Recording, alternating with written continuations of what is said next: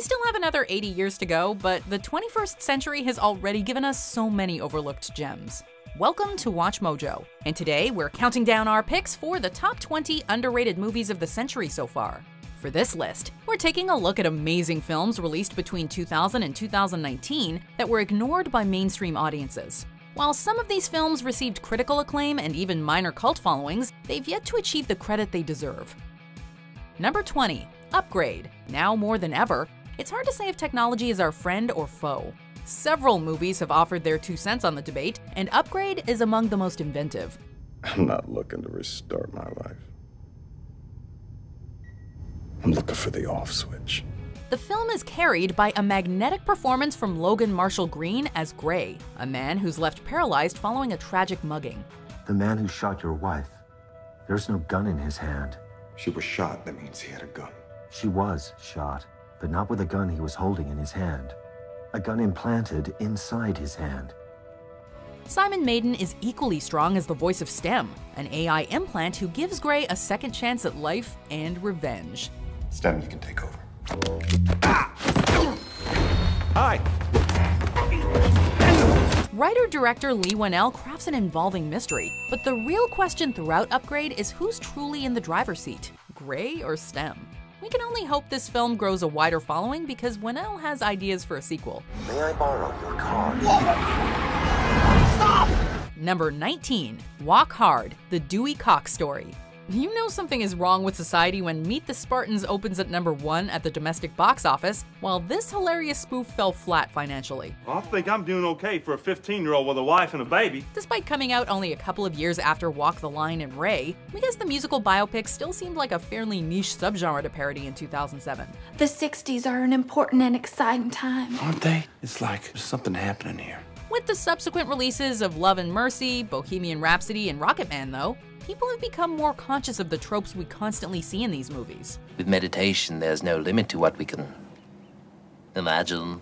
Walk Hard is a clever send-up of these cliches, delivering some surprisingly catchy original songs and a great cast led by John C. Reilly, who's also one of the century's most underrated comedic talents. You're not even half the boy that the top half of Nate was after you cut him in half. So you're saying I'm less than a quarter of the boy Nate was? Number 18. Bernie. True crime stories have seen a rise in popularity throughout the century, but Bernie is one of the most unique and underappreciated approaches to the genre. I am so happy for you. Can I tell you, I am not fond of cremations. I just don't like the idea of someone spending eternity in something the size of a motel ice bucket. We'd say that this is a mockumentary, but unlike This Is Spinal Tap or Borat, there's actually a fair deal of truth to Richard Linklater's film. I can understand chewing each bite of some food 25 times like chicken fried steak, but I don't think you have to chew your refried beans that many times. Jack Black gives one of his most charismatic performances as Bernie Tiede, a real-life mortician who was put on trial for the murder of an elderly rich woman. But there's a lady, a member of this congregation, shot in the back 4 times and put in a freezer. Danny, the Bernie you're talking about's not the Bernie this church knew.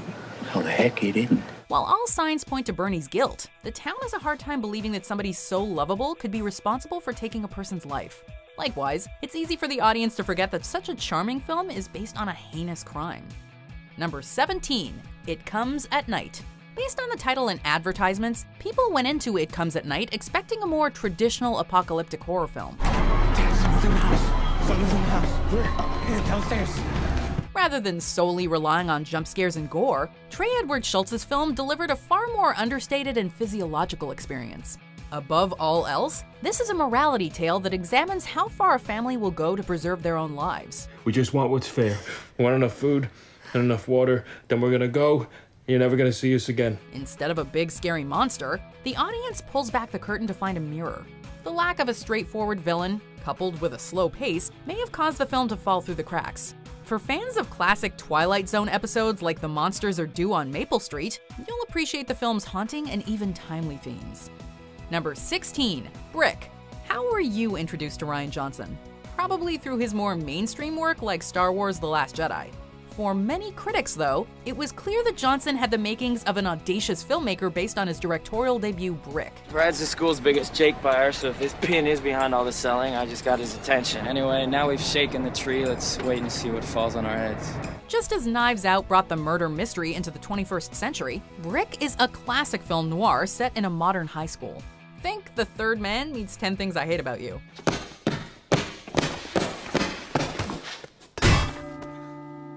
On a shoestring budget of only $450,000, Johnson delivers a stylized homage to detective stories that's elevated by a witty screenplay and a hard-boiled performance from Joseph Gordon-Levitt. You held those like a card you can play them for money! I don't know what you're talking about. You buried me at the same time, but it was mostly for the money. Now that Johnson's profile has risen significantly, you owe it to yourself to catch up with this bullseye. Number 15, Miami Vice. It's no wonder Miami Vice underperformed at the box office back in 2006. Something's gotta go somewhere, somewhen. Not too distant in the future. It came out at a time when Hollywood was giving every retro TV show the big screen treatment. And we mean every show. It was easy for Miami Vice to get lost in a shuffle that included Bewitched and the Dukes of Hazzard. Havana. Cubans don't like my business. And they don't like my passport. Unlike those movies, this adaptation took a nostalgic property and evolved it for modern audiences. At the time, critics negatively compared the film to its source material and Michael Mann's previous efforts.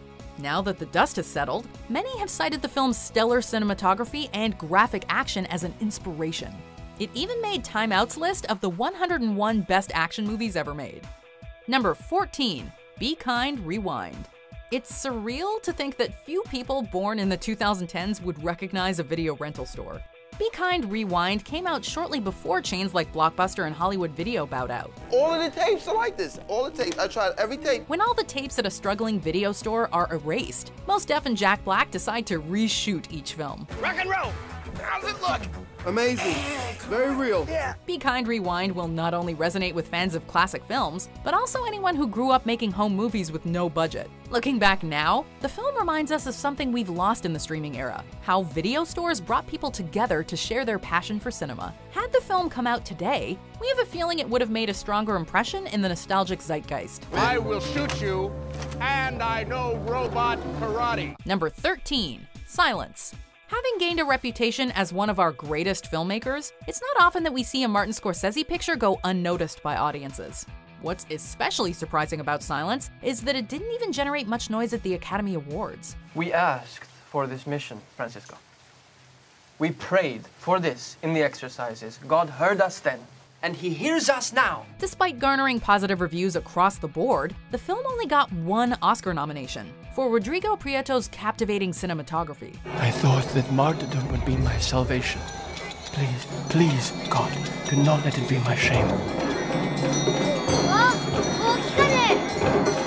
Silence deserved so much more award attention for Scorsese's ambitious direction and Andrew Garfield's heartbreaking lead performance. Think about the suffering you have inflicted on these people, just because of your selfish dream of a Christian Japan. Garfield is nothing short of phenomenal as a Jesuit priest torn between his faith and survival in a grueling environment. Maybe it was the epic runtime of 161 minutes that turned people off, but a film of this magnitude should not go speechless. Number 12, Upstream Color. With 2004's Primer, director Shane Carruth delivered one of the century's strangest, most unforgettable examples of experimental filmmaking. Almost 10 years later, Carruth returned with a follow-up film that's every bit as bizarre. I am divorced. That's not good, right? It's not great. Yeah. It's a classic story of boy meets girl, although Chris and Jeff have more in common than they initially realize. By all appearances, you're a survivor of stage 3 endometrial cancer. The good news is that there isn't any sign of any remaining carcinoma. Lab shows that you're in no immediate danger. Both were exposed to a parasite that's transferred from humans to pigs to orchids. Yeah, based on that description, you can probably tell if Upstream Color will be your cup of tea. For those with an open mind, though, this is an unusually beautiful story about the search for identity and how love can blossom in the most unlikely places. Number 11, Synecdoche, New York. When some people can't even pronounce the title, chances are a movie isn't gonna pack theaters. Even if you did catch Synecdoche, New York during its initial run, there's a good chance you wrote it off as pretentious nonsense. It's all about your artistic satisfaction, Caden. It may take some time to reflect upon and even multiple viewings, but more and more people are starting to see the brilliance of Charlie Kaufman's film. Where is she? What'd you do to my daughter? Kaufman transforms Synecdoche into a surreal playground, crawling with rich symbolism, finding the point where realism and absurdity intersect. I've watched you forever, Caden, but you've never really looked at anyone other than yourself. So watch me. Watch my heart break. Watch me jump. If it flew under your radar, went over your head, or you just need a reminder of how incredible Philip Seymour Hoffman was, check out why Roger Ebert named this the best film of the 2000s. Number 10, Anomalisa. From one Charlie Kaufman film to another, Anomalisa demonstrates why the 21st century has been a golden age for feature animation. Unfortunately, animated movies tailored exclusively for adults remain a tough sell. Why did you go, Michael? I don't know. I can't explain. Co-directed by stop-motion artist Duke Johnson, Anomalisa brings out the whimsy and the mundane in a man's midlife crisis. Do you need to find your friend, though? No. Two beautiful ladies trumps my friend. The characters may be puppets, but few films overflow with more raw humanity. Everyone in Michael Stone's world blends into one another. That is, except for one woman he encounters on a business trip. I understand that you had a guest in your room last night. Is that a crime? No, not at all. Certainly hoteliers are in the business of being discreet about our guests philandering. Could this stranger be the key to Michael's happiness, or is he simply caught up in the moment? In any case, this is a peculiar, humorous, and provocative triumph that's unlike anything you've ever seen. It truly is an anomaly. This is so great. Anomalisa. Number 9, Dredd. It's a shame that when most people hear the title Dredd, the first thing they think of is that Sylvester Stallone train wreck. If you do not comply, the sentence is death. For those who've seen Pete Travis's wickedly entertaining reboot, you know that Carl Urban's portrayal of Dredd makes for one of the coolest action heroes to come out of this century. I'm wondering when you'd remember you left your helmet behind. Sir, a helmet can interfere with my psychic abilities. I think a bullet might interfere with them more. Returning to the character's hard-hitting, mysterious roots, this is the gritty interpretation that comic book fans waited years for, but hardly anyone turned up to see. Audiences were quick to pass judgment, missing out on a thrilling, expertly crafted, and character-driven extravaganza. Choke on it, Dredd. While the cult following for Dredd is growing, we're still waiting for a sequel or TV continuation to finally get the green light. Number 8, A Most Violent Year. Oscar Isaac gives a multi-layered performance as Abel Morales, who's not exactly a gangster, but not exactly a legitimate businessman either. You have your job to do, but know that you're wrong. And we will take advantage of every opportunity to prove that. Turning to criminals for help, Abel does everything he can to keep his hands clean, but still finds blood on them. What's with the gun? I told you I wasn't going to continue to stand around and let these people come and get me and my children. Jessica Chastain steals the show as Abel's wife, who's like Lady Macbeth if she were a New Yorker in the 1980s. A Most Violent Year stands out as this century's only film that won the National Board of Review's top prize, but didn't go on to receive any Oscar nominations. Your friend is dead. Who hired you? It's possible that Academy members and audiences were caught off guard by the movie's tone, which is far less bombastic than its title suggests. Nevertheless, few modern crime dramas have been more compelling. Number 7, 25th Hour. 25th Hour was one of the first films to address the 9/11 attacks, but it didn't start out with that intent. There's something bumpy in here, Mr. Brogan. You know, it's a good thing I found this. It's gonna make your sofa so much more comfortable to sit on. The film was actually in development around the same time America faced its darkest day, promoting director Spike Lee to weave the tragedy into the story. Just get him drunk. Make sure he has one last good night. The film is primarily set in 2002, as Edward Norton's Monty faces his final 24 hours before a 7-year prison sentence. He'll be a 38-year-old punked-out ex-con with government-issued dentures. 38 is still young. Are you gonna get out? You and me, we're gonna start something up? Although 9/11 isn't the focus, Monty's feelings of anger, fear, and uncertainty tapped into what many people were experiencing. It may not be Lee's best-known joint, but 25th Hour captured the end of an era and the trauma that's still felt today. It's only grown more profound, being featured on various best of the decade lists. Number 6, Master and Commander: The Far Side of the World. Granted, Master and Commander did receive 10 Oscar nominations, including one for Best Picture. And never leave your happy house to sail the raging sea. Since then, however, people rarely seem to talk about this adaptation of Patrick O'Brian's historical novel. Even when the film came out, it didn't make the biggest splash at the box office. Don't count your eggs before they're in the pudding, Mr. Calamay. Still, if we can close this gap and get up behind us, she may well be ours. Perhaps the film's underperformance can be attributed to bad timing. It was released only a few months after another high-sea adventure, Pirates of the Caribbean, and a month before another cinematic epic, Return of the King. It's leadership they want. Strength.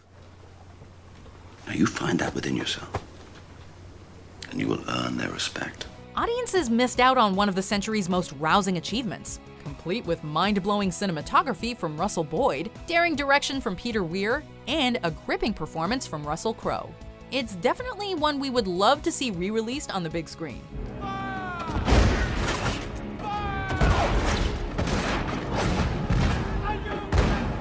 Number 5, Pop Star: Never Stop, Never Stopping. Almost a decade after Walk Hard, audiences overlooked another musician satire that deserved to perform much better. Karate God. You kidding me, man? That song changed my life. Helmed by Andy Samberg, Akiva Schaffer, and Jorma Taccone, also known as The Lonely Island, this mockumentary is essentially a series of SNL digital shorts, loosely tied together by a plot. No, like it's a -4 out of 10. Positive 10, I assume.